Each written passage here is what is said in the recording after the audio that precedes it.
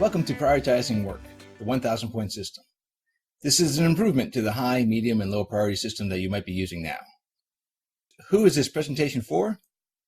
Well, it's for team leaders and team members at every level, any team with a large task list that they need to accomplish, especially good for projects that discover work along the way, and really for anyone with a heavy workload. A little bit about myself. I've been in video games since the year 2000 and a producer since 2007. I became a Scrum Master in 2008 and I am now a Senior Scrum Master and Agile Coach. Oh, and I've been a cartoonist for about forever. So what's the problem with high, medium, and low? At the beginning of a project, it's not so bad. High, medium, and low can work fine.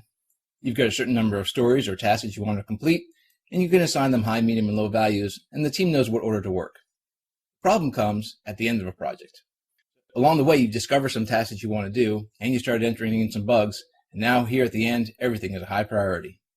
For someone sitting at the desk trying to accomplish their work, they're trying to figure out, which one is the highest high priority? So the projects I've been on now have been using the 1,000 point system, and I'm a real advocate for it. Here's what happens.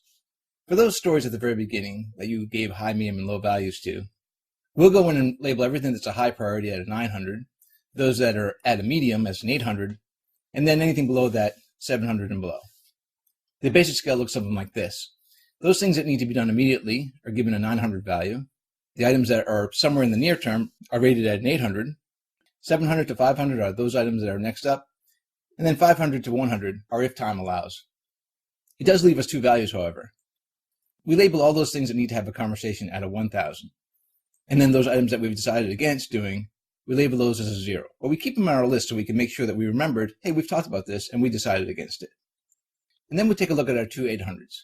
We know that our story or our task number 2 is more important than our story or task number 3, so I might give them two different 800 values. We've already looked at our two low priorities and say, there's a fair amount of room between those two. So task 4 get a 700 and task 5 get a 500. This gives us two things immediately. We have a discrete numbering order. No two tasks are given the same value. And we have a magnitude of difference between tasks. So we can take a look at the 810 and realize it's quite a bit not as important as the 880. But still more important than the 700. This all happens at the very beginning. Now, as the project moves on, we discover new tasks, we get some bugs, we can give those numbers as well and slip them between the other priorities that we've already given value to. Again, once we have two 900s, we've got two high priorities here. We can inform the person taking on that work which one is actually more important than the other and the difference between the two. So once again, this 1,000 point system gives a discrete numbering order. It gives us the magnitude of difference between any two items that are close together. It allows for some level of discovery, which should happen in every creative project anyways. It calls out any ambiguities. We have to have a conversation about this, so it's a 1,000. And it identifies what is not in our plans, giving it a value of 0.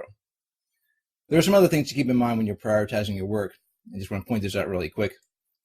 First of all, priority does not have to equal the work order. We may decide, though this item is more important to us in the long run, because we have to accomplish this other task first, priority order is not going to be the same as our work order.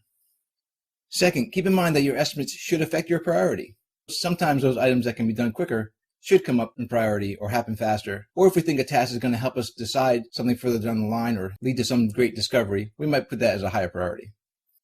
When you're using these kind of priority numbers, you want to revisit these values regularly. Don't think that just because you've given them a number at one point, it's going to be the number throughout the life of the project. And please modify the system to make it match your project, the phase that your project's in, the people attached to your project, or any other outside influence that'll make the scale fit your work.